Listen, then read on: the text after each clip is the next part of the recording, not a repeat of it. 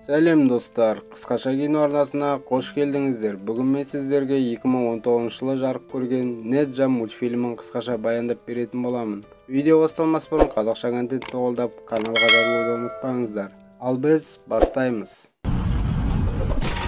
Фильмнің басында бізге хаос деп аталатын сиқырлы күшті көрсетеді. Ол жер мен көктің қуатынан жаратылған. Хаос аз уақыттың ішінде күн мен айдан қуат алып, үлкен күшке ие болады. Ол сиқырлы күштің әлсіз тұсы мейірім мен қара күшті айыра алмайтын еді. Сондықтан ол адамзатқа үлкен қауіпке айналды. Осыдан кейін жоғарғы күш оның көзін жою үшін өзінің ең үздік шәкірттері Шен мен Таиді жібереді. Алайда орасан зор күшке ие хаос екеуіне де әл бермеді. Осы кезде жоғарғы күш өзі араласып, хаосты жеңіп, оны екі шарға бөледі. Оның бірі мейірім шары, ал екіншісі қара күштің шары болатын. Және де мейірім шарын ол Таиға тапсырады. Осы сәтте Шен өзінің бауырын қызғанып қалды. Жоғары күштің әмірімен Таи жер бетіне түсіп, Цин ханзаданы тауып алады. Оның әйелі Мина жақын арада үшінші баласын босанбақшы. Таиға берілген тапсырма сол балаға мейірім шарын табыстау. Аталмыш күн жеткен кезде Шен ханзаданың қызметкерін сиқырлап, оның көмегімен мейірім шарын қара күш шарына ауыстырып тастайды. Осының кесірінен Неджа есімді отқа оранған бала дүниеге келеді. Ол дүниеге келе сала адамдарға қара күштің қандай болатынын көрсетеді. Осы кезде Таи өзінің сиқырлы сақинасының арқасында баланың күшін тежеп, оның көзін жоймақшы болады. Осы жерде ерекше нәрестенің анасы Мина келіп араша түседі. Ол ештеңеге қарамастан өзінің құрсағынан шыққан нәрестені қорғап өтетінін айтады. Осыдан соң Таидың да нәрестенің көзін жоюға құлқы болмай қалды. Алайда жоғарғы күштің сиқыры бойынша қара күш шарының 3 жылдан кейін найзағай соққысынан көзі жойылатыны шешіліп қойған еді. Демек Неджаның 3 жылдан артық өмір сүрмейтіні сөзсіз. Осыдан соң баланың ата-анасы жоғары күшке барады. Сонда оның көмекшісі жоғары күштің басқа әлемге кетіп қалғанын айтады. Ата-анасы ерекше күші бар баланы қолда ұстау үшін оны сарайда ұстайды, себебі одан бүкіл халық қорқады. Алайда Неджа бір күні ебін тауып сарайдан шығып кетеді. Және де ол өзінің күшін қызық көріп білгенін істейді. Одан жапа шеккен балалар оны жын деп атайды. Ал бұл сөз Неджаның қатты ашуына тиеді. Ол балалардың көзін жоймақшы болғанда Таи келіп араша түсті. Келесі күні Таи баланы ғажайып суреттер деп аталатын сиқырлы әлемге алып кетеді. Мұнда олар ештеңеге алаңдамай жаттығу жасай алады. Неджаға ұстазы әртүрлі кейіпке енетін сиқырды үйретеді. Таи өзі ұйқыға кетіп, баланың өзі жаттығуына мүмкіншілік жасайды. Ұйқыдан тұрғанында өзі бірнеше жылдап үйренген әдісті Неджаның бір күнде үйреніп алғанына таңғалады. Баланың қабілетін көрген ұстазы қара күштермен бірге күресіп адамдарға көмектесейік дейді. Адамдарға көмектесу деген сөзді естігенде Неджа қырсығып қалады. Себебі ол адамдармен қанша достасқысы келсе де, оны жын деп адамдар оған жоламаған. Сонда ата-анасының Неджаға өтірік айтуына тура келді. Сонда олар оған адамдар тек сенің құдіретті күшіңнен қорқады. Алайда сендегі күш мейірім күші, және де сен әлемді құтқару үшін жаралғансың дейді. Баланың көңілі осы сөздерге иланып, барын салып Таимен бірге жаттығу жасауға кірісіп кетті. Ұстазының еңбегін зая кетірмеген Неджа 3 жылдың ішінде үлкен күшке ие болады. Алайда осы уақыттарда Неджаның ішіндегі қара күш өзіне хабар беріп, жаттығу кезінде өзінің халыққа көп кесірін тигізді. Әкесі бұл қылықтарына көңілі толмай, Неджаны ғажап суреттер әлемінде өзін жалғыз қалдырады. Неджа өз күшін басқарып үйренсін деген мақсатта Неджа ебін тауып ғажайып суреттерден шығып кетеді. Осы уақытта су жыны ауылдың кішкене қызына шабуыл жасайды. Оны көрген Неджа ара түсіп, су жынын қуып жүріп сабалайды. Алайда жолында ауылдың біраз үйін қиратып өтеді. Су жыны мұхиттың жанына келгенде күшейіп, балаға әл бермей оны өзімен бірге алып кетпекші болады.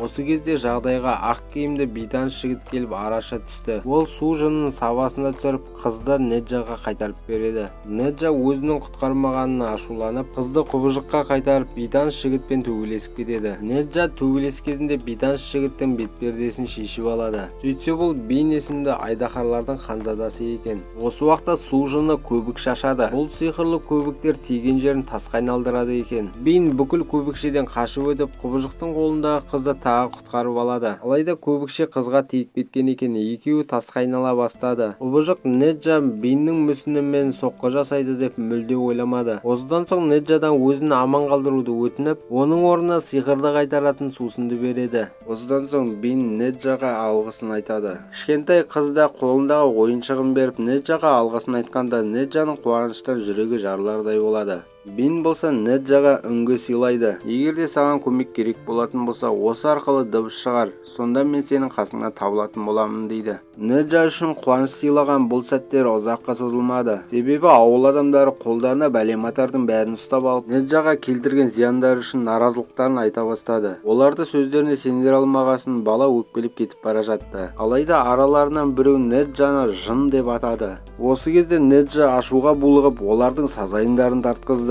Іс насырға шауып кетпей тұрғанда ата-анасы келіп Неджаны тоқтатты. Әкесі баласының қолында қалған су жынының көбікшесін көріп, баласының сөзіне сенді. Осы уақытта Бин болса өзінің әкесі, яғни айдаһарлардың патшасына өзінің жаңа досы Неджа туралы айтып беруде. Алайда Биннің әкесі бұл достыққа разы емес. Себебі оның серіктесі Шен екеуінің мақсаты Неджаның көзін құрту арқылы зындандағы айдаһарларды босату екен. Ал біздің Бин болса кезінде Шеннің ұрлап кеткен мейірім шарынан жаратылған бала болып шықты. Сонда Шен айдаһарлар ханзадасына Неджа нағыз қара күш иесі, сондықтан да оның көзін жою керек деп сендіреді. Жақын арада Неджаның 3 жасқа толған мерейтойы тойланбақшы. Ата-анасы балаға туған күнінің керемет болып тойланатынына уәде береді. Неджа осы қуанышта өзінің ерекше досы Биннің жанында болғанын қалайды. Сөйтіп ол мұхиттың жағасына келіп досын шақырады. Екі достың кездесуінде Биннің көңілі алаңдаулы. Себебі әкесі мен Шен оған Неджаны бүкіл халықтың көзінше өлтір деп бұйырған екен. Олардың мақсаты осы арқылы халықтың сеніміне кіру, және де кейін зындандағы айдаһарларды босату. Неджа асыға күткен туған күніне дайындалып жатқанда оған Шен келеді. Балаға оның мейірім шарынан емес, қара күш шарда жаратылғанын айтады. Амалсыздан келген халық жиналғаннан кейін бұл мерейтой басталды. Ұстазы Неджаға отты найза мен 2 шар сыйлайды. Ата-анасы болса оған ерекше тұмар сыйлап, оған ұзақ өмір сүретінін айтады. Осы уақытта Неджа ашуланып, өзі туралы шындықтың бәрін білетінін айтты. Және де Шен айтып кеткен сиқырлы дұғаның көмегімен Сақинадан босап, нағыз жынға айналды. Осыдан кейін ол өзінің әкесін өлтірмекші болып, бүкіл халықты қыра бастады. Мина Сақинаны тапқысы келді, алайда оны Шен ұрлап кеткен екен. Ал Биннің болып жатқан жағдайға қарап тұруға шамасы жетпей, Сақинаны алып, Неджаны тежеу үшін оның барып мойнына кигізеді.